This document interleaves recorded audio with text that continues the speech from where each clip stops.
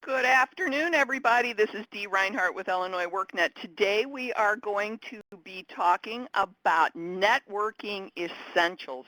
Now, if you thought this is not IT networking, this is person-to-person networking. And so it's what would you like to do before, during, and after a networking event. And as we are going forward with our presentation, what we're going to be doing is talking a little bit about what your optimism is going to be when it comes to networking. And I know I talked to a woman the other day and she said, oh, I just hate networking. Some of these people that I meet I have nothing in common with. So you need to kind of understand what it is that you're going to do, what you're looking for to achieve, what you're going to do before an event, during, after, what you're going to do as follow-up, and how you're going to provide ongoing communication with the people that you do meet. So let's talk a little bit about the optimism. When you joined a group, maybe it was a chamber group, a chamber of commerce, or some other networking group, did you expect just by joining that group that the phones were just going to ring nonstop? Raise your hand if you thought that that's what was going to happen. There's a little man at the top of the screen. Raise your hand. Let me know. Chelsea, you did not. All right.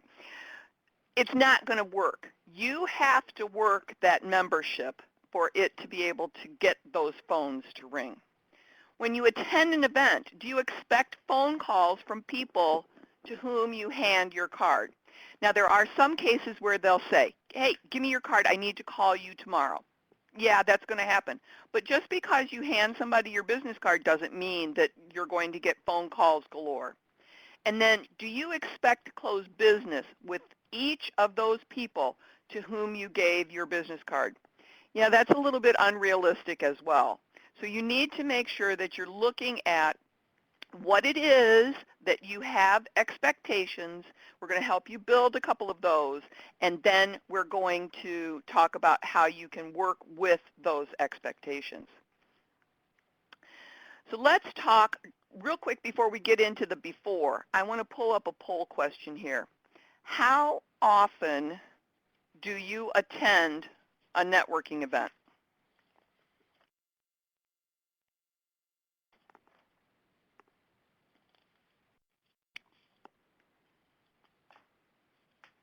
All right, somebody's after my own heart with answering as many as possible. Sometimes I wonder how I get work done because of all of the networking events that I actually do attend. And if you're never attending networking events, it's very difficult to meet some new people. All right, we're going to hide this poll. And what we're going to do is we're going to move on and talk about what you need to do before the event. And just you need to find out what kind of event it is. Is it a business after hours where most of the time people just mingle? Is it a networking lunch where you actually sit down with a table of people? Is it a meetup?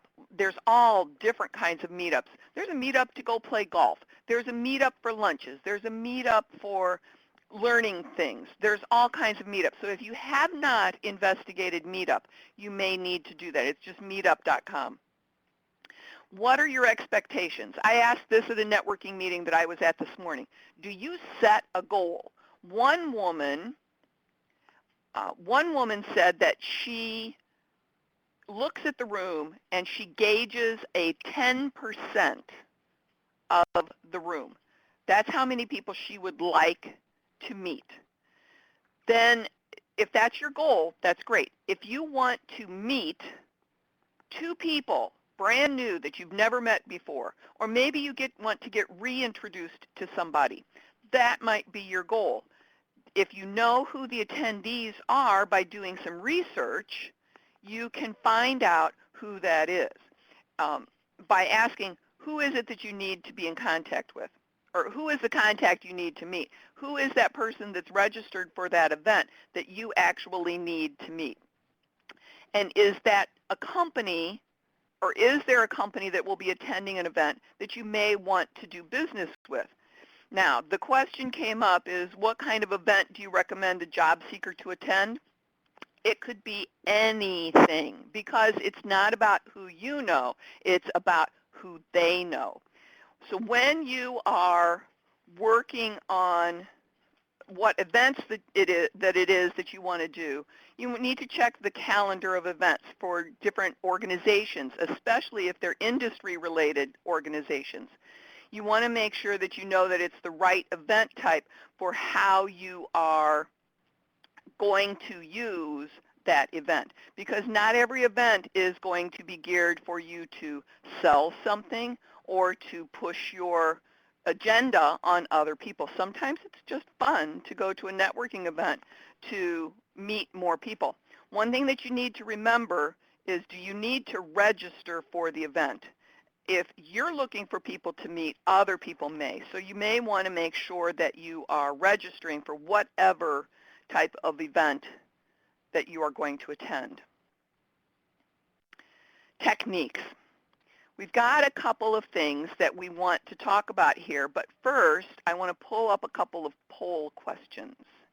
And the first item on the list there was refine your elevator speech. So I have two questions for you. Do you have an elevator speech? And is your elevator speech adaptable? And I'm going to give you just a couple of seconds here. I go to, like I said, as many networking events as I can. I've been to events where they ask you to describe your business in 3 words. You're given the ability to say your name, your company name, maybe what your job title is, and then 3 words to describe your business. So would you be able to cull down your elevator pitch to that 3 words?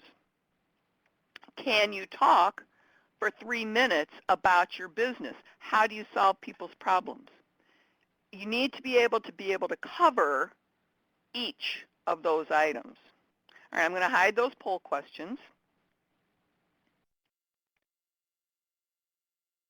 And we're going to talk about these other items here.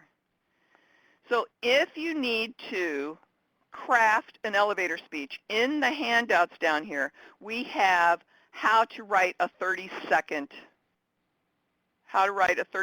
elevator pitch. And from there, you can manipulate it so that you can go from item to item. You also need to be able to brush up on your current events. A lot of people listen to music in their car, or they listen to an iPod. But maybe on your way to a networking event, you may want to turn on a news station so that you can hear what's going on in the world. You want to make sure that you have plenty of business cards. That is one of the cardinal sins of networking, is to not have enough business cards. And if you run out, oh my goodness. I actually keep a box of business cards in my car so that in case my purse is empty, I can just run out to the car and get some more. You want to practice to not sound like it's a perpetual sales pitch. You want to make sure that you can talk about how you can solve somebody's needs, but listen first. You need to have a get-to-know-you question. If you're at a networking event that is maybe golf-centered, you might want to ask, tell me what your handicap is. That is a get-to-know-you kind of question. You know whether or not they actually have a handicap or whether they're just there to putt on the putting green. Have a name badge in your purse or pocket, and we're going to talk a little bit more about that one too. Where do you wear your name badge? Know who your first priority is, and what that means is knowing what kind of person is your target audience. Now, a lot of people will say, oh, I can sell anything to anybody, or I just want a job anywhere. But you know yourself that you need to have a much narrower focus so that you can make sure that you're sounding intelligent and forthright and can brush up and make sure that all of your information is geared toward one audience. Now, there is a question here, is what would your business card say if you are an unemployed professional? I actually wrote a blog article about this about 5 or 6 years ago. You've got and it's also what I teach when I teach LinkedIn. You've got a space on that front of that business card, and you just put your main keywords. So mine would be social media strategist, small business consultant, marketing. Those keywords would be underneath my name, and then it might just have my email address and my phone number. So that way you can still network, you can still leave something back with that person, and it is a professional looking business card. Types of groups that you can belong to. There's chambers of commerce, LATIP is a leads group, BNI is a leads group, chambers have leads group, and other organizations have leads groups, and then there's associations. And we do have a link on Illinois WorkNet. If Chelsea or Scarlett could put that link to our student and trade organizations into the chat pod, I would appreciate that. You can find organizations that are in your career field so that you can make sure that you are working toward your goal of either finding a job or finding new clients, because that's what it's really all about. And let's do the next thing here. I want to pull up this poll question. On what side do you wear your name tag?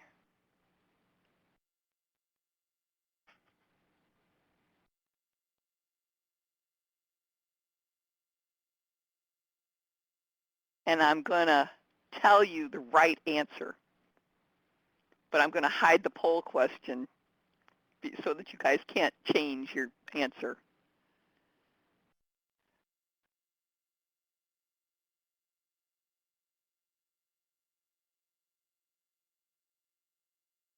All right. Looks like we've got most of the answers in. I'm going to hide this poll question. The answer is right chest, because as you shake hands with somebody, you want them to be able to follow the line up your arm to your name. Woo-hoo. All right. Some examples. Who do you need to meet? Who do I need to meet? I need to meet small businesses. I need to meet people that don't have a marketing person on staff. Where could I meet them? I could actually meet those people at any chamber event. I could meet them at most meetups. So what you need to do is you need to figure out who is your target. Where will you find them? You don't want to judge a book by its cover. That person that is standing off in the corner all by themselves might be the person that you need to meet. They just aren't good networkers themselves. So don't always just look at somebody and say, they're not going to be good for me. And then don't be afraid to network with somebody that you perceive to be your competition. There's this one gentleman that I network with on a regular basis, and he sells granite countertops. He always says to people, let me be your backup granite guy, because somebody might be too busy so they can't do all of the jobs that they have. I might want to network with another social media strategist just because maybe I handle small business, they handle large business. We can work together with each other. All righty. During the event, what are you going to do during a networking event? At the event, you want to make sure that you wear your name tag. We already answered that question. Now, does everybody understand why? Let's do a show of hands. Raise your hand if you understand why, and if you're going to start wearing your name tag on the other side. All right, we got a few people that aren't listening or else don't agree with me or else can't find the little man at the top of the screen. All right. All right. You want to shake hands. See how this picture is got crook to crook? That's what I just call it, so that you are in there thumb to thumb. That is a good, solid handshake. You don't want to crush somebody else's hand, but you want to make sure that you're getting in there and doing a very solid handshake. You want to make sure that you make eye contact with somebody. And if you're like me and meet a gazillion people, you want to make sure that you repeat the person's name so that you can try to remember it. Again, if they have the name tag on, it helps you in the future. Now, let's talk about cards immediately. Raise your hand if you do that. All right. Do you wait to be asked to exchange a business card? Or do you wait until you're parting ways with the other person to exchange business cards with them? Now, there's different schools of thought, and in some cases, you may want to get to know the person just a little bit before you actually exchange business cards, because they may be in a completely different business than what you are. You may be low on cards. You may want to just save time and save money by not giving out the business cards. But you want to make sure that it's a mutual exchange. And quite often, I'll talk to somebody for a minute or two or three. We'll get to know each other just briefly, and then I'll say, maybe we should exchange cards. And then typically they wholeheartedly agree. So that's one way that you can do that. At the event, conversations. How long do you actually chat with somebody? Do you spend a period of time with them? What topics do you actually cover? In some cases, it depends on whether it's a speed networking or whether it's an open networking event. Or I've been to progressive luncheons where you spend 20 minutes at a table and you actually have a topic of conversation after you get to go around and do your little brief introduction. So it really depends on the time that you have, but you don't want to dominate somebody's time, especially if you start seeing their eyes glaze over. You might want to, oh goodness, I'm not being observant, and then move on. Remember that at a networking event, you don't want to go into the full sales pitch. And then also, you want to remember that you want to keep it light and breezy, because you're not getting married on the first date, so you're not going to close a sale at your first meeting. Let's talk a little bit about ask the right question. What is an example of a right question and based on your target market? For me, it might be, do you own your own business? And after that, depending on what their answer is, I might say, how are you sharing your brand? Because that will help me understand whether or not they've got the kind of people in place that they wouldn't need my services, or they might need something, and I might want to say, would you like to schedule coffee? And let's talk a little bit more about how we might be able to help each other. Find a commonality or an actual talking point that you can share. So let's go in the chat, take a moment, and type in what you think your right question might be.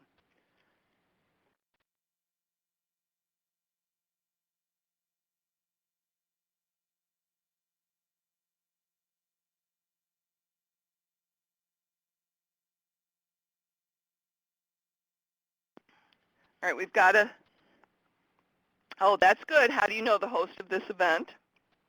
That would be good, especially if it is, maybe you're in event planning. What brings you to this event is a little generic, a little it could be a lot of things. What you want to try to do is you want to try to narrow down. You want to try to weed down the person to see if they're in the right industry for you. So for example, maybe if you are a restaurant wholesaler of some sort, you might want to find out if they're in the food industry at all. Your passion, my passion is golf, but my business is something else. So you really need to focus on how you might find out more information about how you can take the next step with that person. Ooh, I like this one. Does your business experience a high turnover? That's good. Now, if John's in human resources or the staffing industry, that might be a really good lead-in. All right, let's move on to the next point on here. The next step, make an introduction to someone they might need to meet at the event. Now, this is really easy because a lot of times, for example, chambers of commerce will have ambassadors who are there to help facilitate those introductions. So all you have to do is usually find somebody that's titled or name tagged with an ambassador, and they'll make that introduction for you. Find out if you can't help them with their business, find out who you might be able to refer them to. As many people as I know, I very often will have 2 or 3 people in my set of connections that I can make that introduction. And as a first priority, who is on your first priority list that you might want to schedule a follow-up meeting with right then? Pull out your phone, open up the calendar, and say, do you have time Tuesday to meet for coffee? Who's on that first priority list? So you want to make sure that you're using those bullets of who's going to be the most important people for you to meet. And that's having done your research for that. Now, we've got a couple of questions. In the network event, what if everyone looks busy in a conversation but you? How do you get into their conversation? Now, this can be a challenge. In a lot of cases, those ambassadors that are there are in the same situation where they can help you break into a conversation. If you are at another event, you might want to go to the host of the event and say, I'd like to meet X, Y, or Z, and then have them help you make that connection. Otherwise, you can always just walk into or up to a group, stand there quietly. They'll probably open up the circle that they're talking in, and then wait for a break in the conversation and maybe make the introduction if you don't know them, and then ask, or listen so that you can add a point into the conversation. All right, let's go on to our next slide.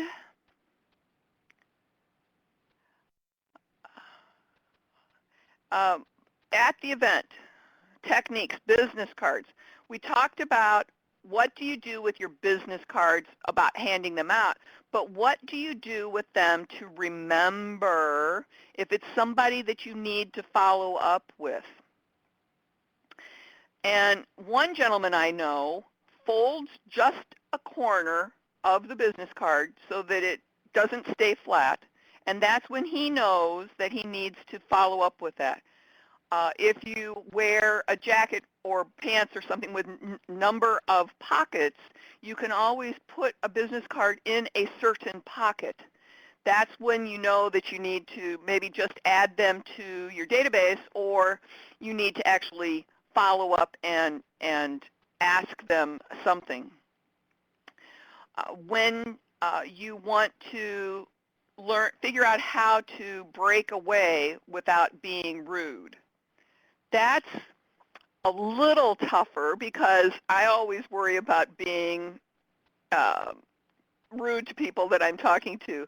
I typically will have some sort of ding or something on my phone, or, oh, excuse me, I just saw so-and-so and I have to catch up with them.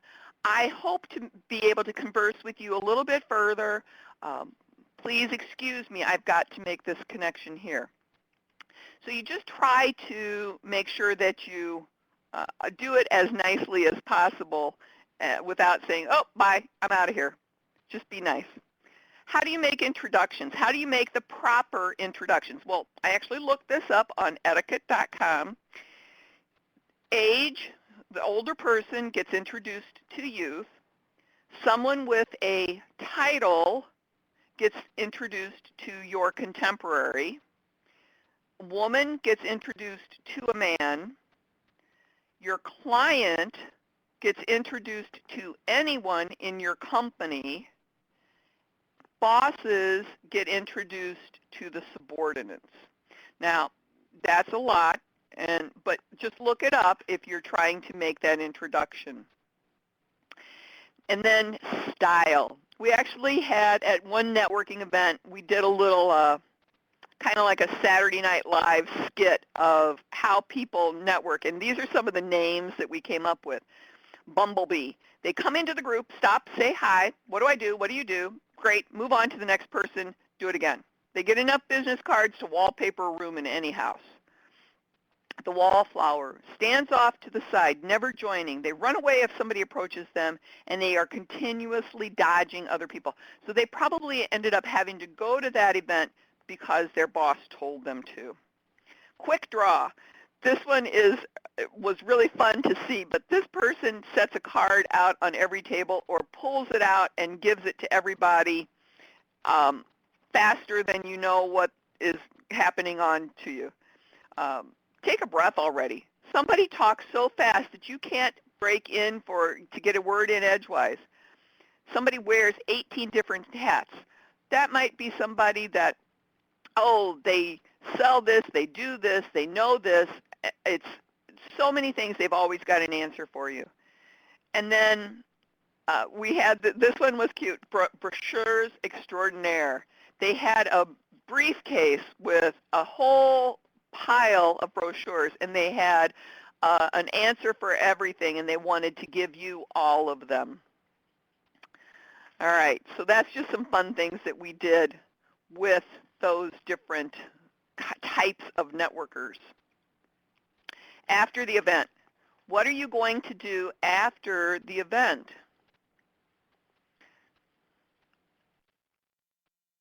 Do you have a stack of business cards? Are they in a box? Do you scan them into a system of some sort? Do you have them rubber banded together by groups? There's an app for most smartphones that you can use. It's called World Card. It does cost some money, but it might be useful.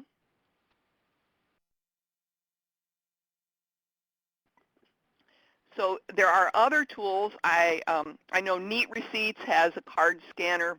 There's just all kinds of things that you can do. Some of the programs will scan and put them into your Outlook if you use Outlook.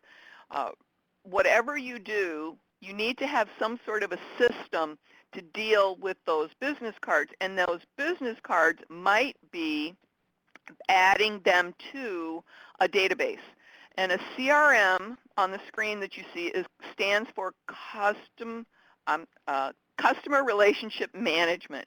And in many cases, when you add a business card to a CRM, you can automate a process where it will say, send out an email and then welcome them to connect with you, add some links to it so that they can find out more information, and then eventually it will step through a process so that you can, in the end, potentially have a new customer or a new connection.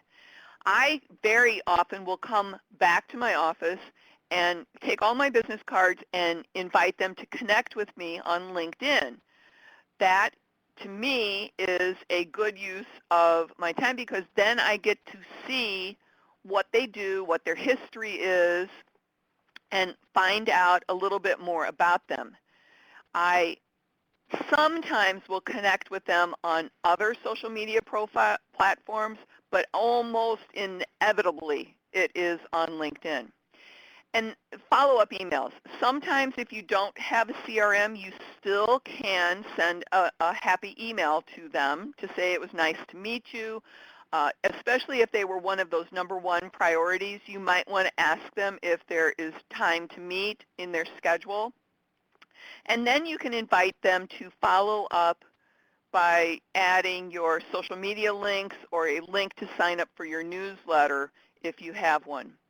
But most of all, keep your promise. If you said to somebody, this is what I'm going to do for you. I'm going to make this introduction to these 5 IT people. Keep your promise and follow through. Let's talk a little bit about some more techniques that you can do after the event. So a template for a follow-up email or phone call. Create one. If you don't already have one, and I don't have a suggestion for a template for you because each person's business is a little bit different, but create one that you can just pull out and put in the person's email so that you don't have to worry about, oh, I don't know what I'm going to say here. When I teach LinkedIn, I tell people that when they connect with somebody on LinkedIn and they met maybe 7 or 8 people at one event, copy the message that you send to that first person because you should always personalize your invitations. Copy that personalized invitation and paste it in the invitation to the next person. You can do up to 20 connection requests in about 20 minutes once you find the people and make sure that they're the right person.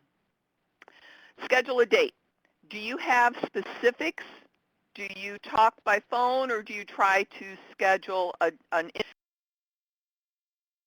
whatever it is, make sure that you're mindful of time. Ask them first, do you have 15 minutes for a cup of coffee? Then if they start looking at their watch and they're getting antsy at that 15 minutes, you know you need to have been wrapping up. If they've got a little bit more time and they seem interested, okay, fine. You might want to connect on social networks. Again, we have all of those social networks that are available to you, and my adage is it's not about who you know, it's about who they know. You may not think that that person is useful to you, but you don't know that they don't have 10,000 connections and know all of them very well. Again, we mentioned CRM, contact resource management. You want to make sure that you're using that to your advantage. You might want to use tools like ACT, Salesforce, even put them in an Excel spreadsheet if you need to. Outlook, LinkedIn, all of those can give you different opportunities to use a database to your advantage.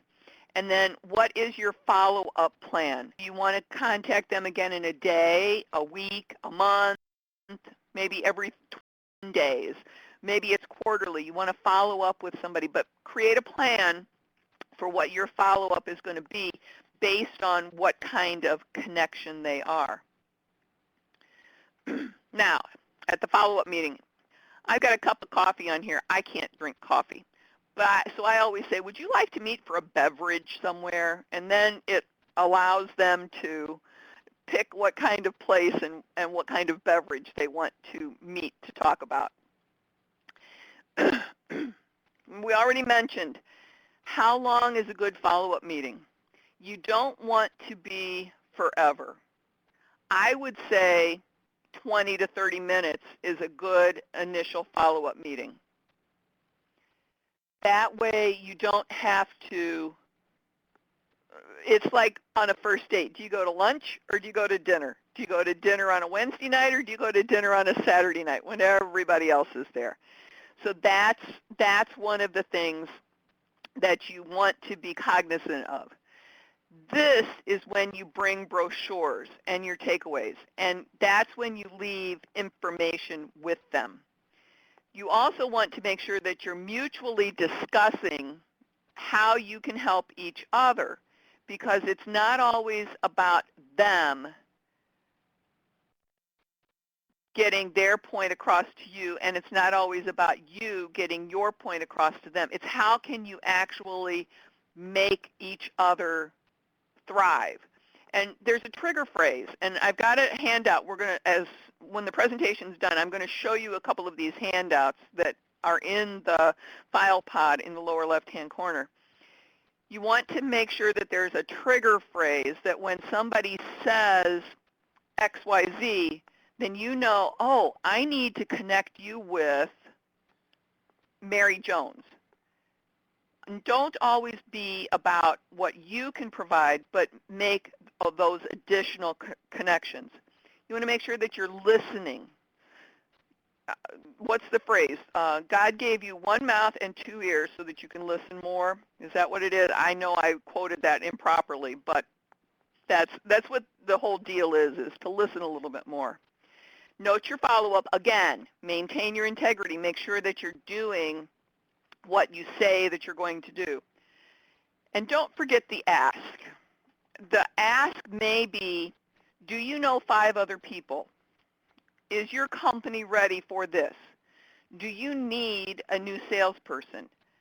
The ask may be simple, but if you don't ask, you will never get the answer. So don't forget the ask. The handout that goes along with this follow-up meeting is the Your Brand Dance Card, so please make sure that you download that handout. Let's move on to the next slide. You want to make referrals. That's what I just mentioned about knowing what trigger words are for your connections in your group. And then you want to stay in contact on a regularly defined period of time. And you may define that period. Maybe it's once a month, maybe it's once every 6 weeks, maybe it's only once a quarter. And last but not least, do what you say and say what you do.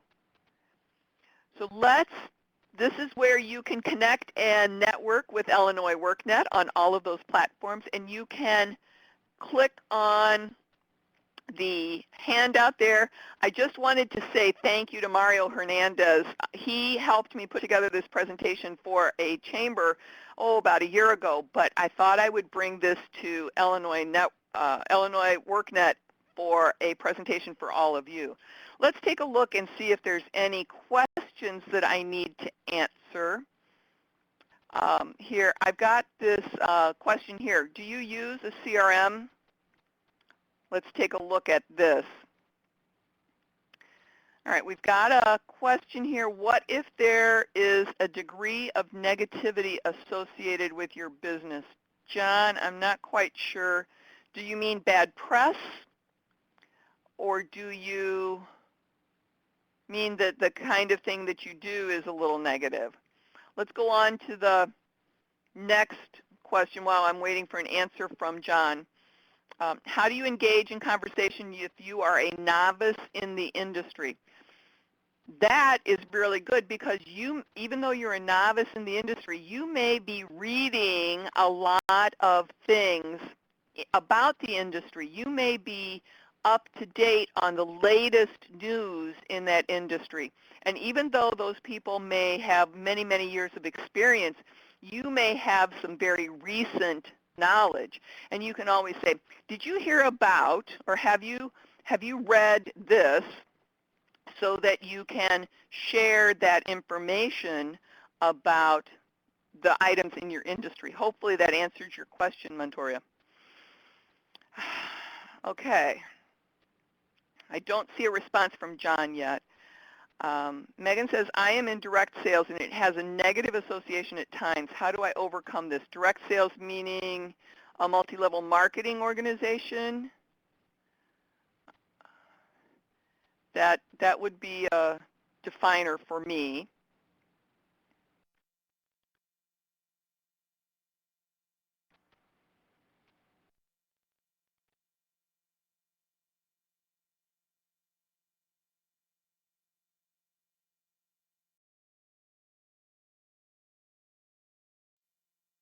All right, John's typing now. So while while John's typing, I'm going to pull open my screen so that you can see the handout here that I was talking about. And this is the first one that you can use after or when you're getting ready to go to a meeting. What you do. This is what you would fill out in advance. What you do, how you do it. Be succinct here so that you can give specific examples of the information that's available to you. What are your top three? I'm going to enlarge this just a little bit. What are your top three talent, skills, and or knowledge? What do you want people to know about you? And what are your most valuable characteristics? What are your most important values? What are the phrases that pay? Now, the phrases that pay are those key words that you would tell to someone else that they would hear in a conversation, that they could make that referral to you. Your power partners. You might have 6 different industries that are perfect for you. And then how you can introduce me to a prospective client or power partner. Know who your audience is and how you can make that introduction for someone else. Make sure that you're sharing that information with them. All right, we have a definition here from Megan, and it says, I'm in direct sales. Okay. I am in network marketing. Okay. With that, you just need to be very careful how you approach people. And in that instance, you might say, do you love jewelry? I know, or you might walk up to somebody and say, that's a gorgeous piece you have on. Where did you get that? And then maybe you're wearing a piece of the jewelry that you sell or the product that you sell, and you can say to them, oh, well, you know, I actually sell this jewelry, and it might be an opportunity for you to come into it gracefully and easily. All right. John Frank says, the kind of thing I do automatically deals with employees being fired or quit. My business represents employers at appeals hearings. Okay. You would deal more with B2B people, I'm pretty sure. So in that instance, your audience is going to be a little bit different, and you're going to be running in a different crowd at a networking event. So you just need to be able to find the positive in it, and when you first spin, or when you first do your introduction, you're going to spin that so that you can have that positive item come out. John, did that help you? And Megan, did that help you?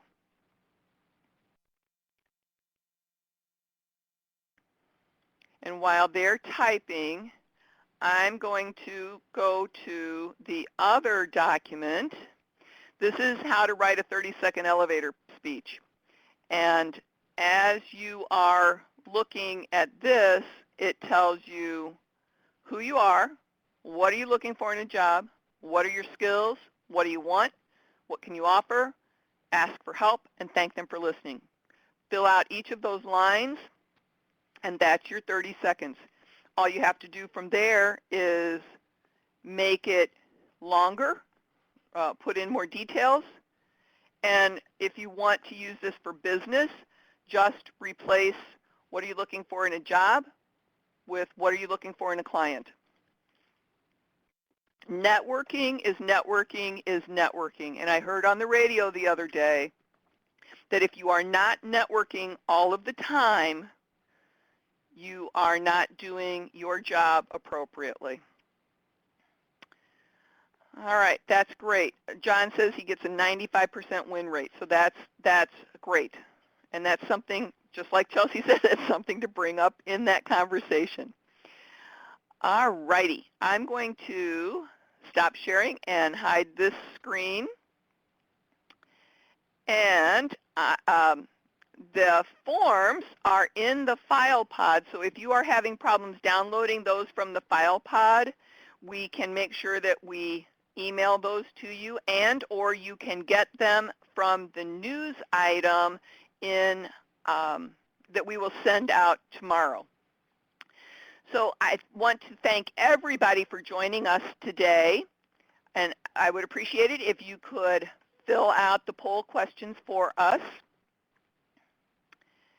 And if you do have any other questions, please make sure that you send them to info@illinoisworknet.com. And we'll be happy to try and get those answered for you. So thanks for joining us. If you want to type any other questions in there, you are welcome to do that. You can also sign up if you are not already signed up. You can sign up for our news feed on that same page, Chelsea, right? That you just posted in the chat pod. And Chelsea just told me yes. So I'm going to end our recording now. I want to thank everybody for joining us and have a great rest of your day.